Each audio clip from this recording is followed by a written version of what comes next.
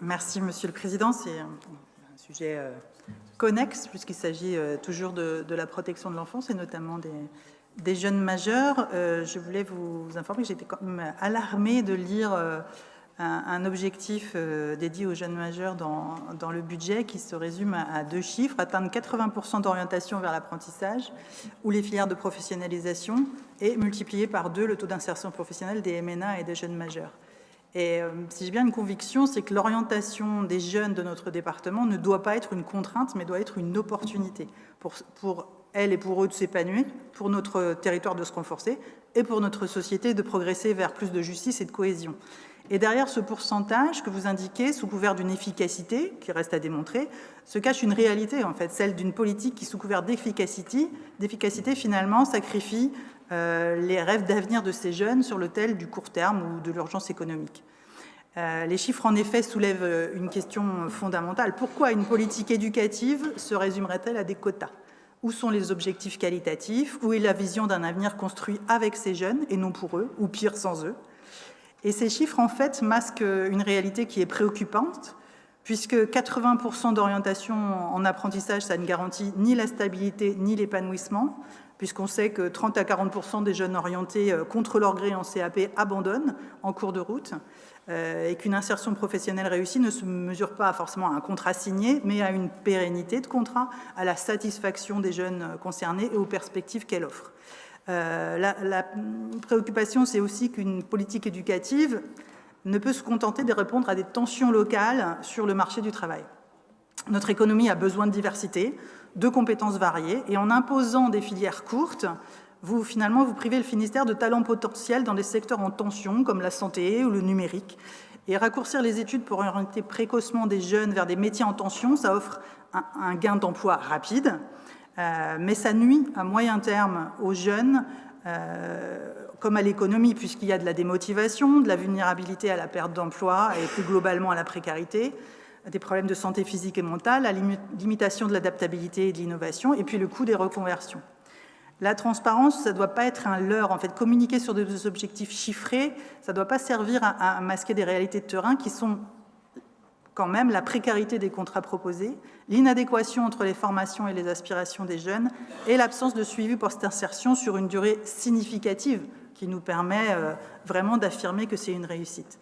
Les quotas d'orientation, je pense, sont vraiment un contresens éducatif et économique, mais sur ce point, sûrement, nous divergeons, et ce serait intéressant d'en débattre, puisque imposer 80% d'orientation vers l'apprentissage, c'est d'abord méconnaître les aspirations des jeunes, puisque 65% des jeunes, alors des jeunes de la protection de l'enfance, mais aussi des jeunes MNA, souhaitent poursuivre des études longues, notamment en santé et en ingénierie. Il y a des questionnaires qui ont été étudiés pour cela. C'est aussi méconnaître leurs compétences. Il y a des entreprises locales, comme Thales ou Naval Group, qui recrutent déjà des jeunes issus de l'immigration ou pour des compétences linguistiques et interculturelles et qui leur permettent des études longues. Et c'est aussi priver le Finistère de compétences essentielles. Notre département fait face à une pénurie de main-d'œuvre qualifiée dans des secteurs clés comme le numérique ou l'industrie. Et pourtant, seulement 15% des mineurs non accompagnés, par exemple, sont orientés vers des filières scientifiques ou techniques. Et puis, ça contribue aussi à renforcer les stéréotypes. En Allemagne, 40% des jeunes réfugiés, par exemple, accèdent à des études supérieures, et en France, ils ne sont que 10%. Pourquoi un tel écart? Parce qu'en France, on oriente trop souvent ces jeunes vers des filières courtes, par défaut, sans leur laisser le choix. Alors, bien entendu, tous les métiers ont leur valeur, quel que soit le niveau d'études qu'ils requièrent. Les métiers manuels et techniques sont tout aussi porteurs d'avenir que ceux qui nécessitent de longues études supérieures. Il ne s'agit pas ici, évidemment, de hiérarchiser les filières, mais la question, c'est garantir à chaque jeune la liberté de choisir son avenir. Alors, on entend parfois que ces jeunes préféreraient les filières courtes. Pourtant, les chiffres et les réalités de terrain ici racontent une toute autre histoire. Déjà, pour les mineurs non accompagnés, par exemple, c'est une orientation sous contrainte légale, puisque pour obtenir un titre de séjour à 18 ans, les mineurs non accompagnés pris en charge après 16 ans doivent justifier d'une formation professionnelle qualifiante. Ce n'est pas un choix, c'est une obligation administrative. Il y a des aspirations ignorées aussi, puisque leur potentiel est souvent sous-estimé, leur accès à l'information est limité, et les stéréotypes de certains décideurs, du type « ils ne peuvent pas faire mieux », ça les cantonne à des parcours restreints. Et puis, il y a aussi ce qui les motive, c'est la peur de se retrouver rapidement sans ressources et sans accompagnement. Quand on est seul, évidemment, c'est plus difficile d'envisager avec confiance son avenir. Et puis, ça fait partie aussi d'un système qui renforce les inégalités. Le manque d'accompagnement, l'autocensure et l'absence de modèle pour se projeter dans des études ambitieuses. Donc, je me demande comment on peut parler de choix quand on ne présente qu'une seule option, finalement. Ce qui compte, c'est que chaque jeune puisse construire un projet ambitieux et réaliste qui lui ressemble en fonction de ses compétences et de ses envies. Mais attention, je l'ai entendu aussi, dire que l'apprentissage mène nos études supérieures, c'est trompeur, puisque l'apprentissage n'est pas conçu pour cela, il est conçu comme une insertion professionnelle rapide, souvent dans des métiers manuels, et il ne prépare pas aux exigences des études longues. Alors il y a de l'apprentissage en médecine, en ingénierie, mais ce n'est pas du tout le même cursus d'études. Vous ne commencez pas de la même façon. Donc, ce n'est pas l'apprentissage en lui-même qui est mis en cause ici, de ma part, c'est vraiment la possibilité de choix des jeunes. Et enfin, en permettant d'accompagner au mieux les jeunes dans leur choix, on garantit une meilleure mixité sociale, qui est quand même le pilier d'une société apaisée et innovante.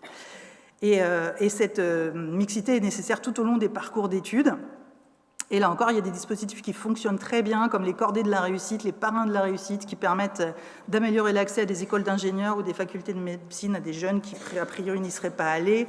Il y a des équipes, alors je sais que vous n'aimez pas ça, mais il y a de la recherche en sciences sociales, notamment à Harvard, qui démontre que les équipes mixtes en termes d'origine, de genre, de parcours, sont beaucoup plus innovantes et plus efficaces que les équipes homogènes. Et enfin, tout cela pourquoi? Parce que l'inclusion, évidemment, réduit les discriminations et favorise l'intégration.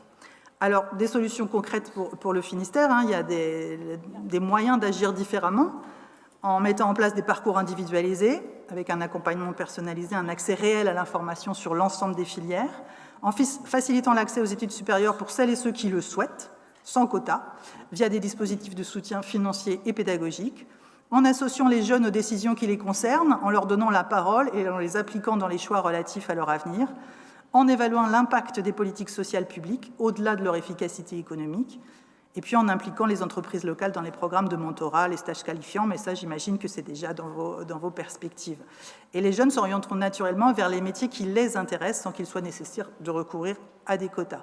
Donc pour conclure, je voulais simplement réaffirmer la position qui vise à rappeler que le Finistère, ça a toujours été une terre d'accueil, une terre d'innovation, et que nous pouvons continuer dans cette voie en donnant à chaque jeune la liberté de choisir son avenir, sans quota, ni déterminisme social, investir dans leur éducation pour former des Finistériennes et des Finistériens polyvalents, créatifs et autonomes, et faire de la mixité sociale une force pour une société plus juste, plus dynamique et plus apaisée. Les exemples le montrent, je ne vais pas les développer pour ne pas être trop longue. Les dispositifs qui misent sur l'autonomie, la liberté de choix et l'accompagnement de long terme obtiennent de meilleurs résultats que les autres. Donc la question n'est pas de savoir si nous pouvons nous permettre d'investir dans ces jeunes, mais la question c'est vraiment de savoir, humainement et économiquement, pouvons-nous nous permettre de ne pas le faire.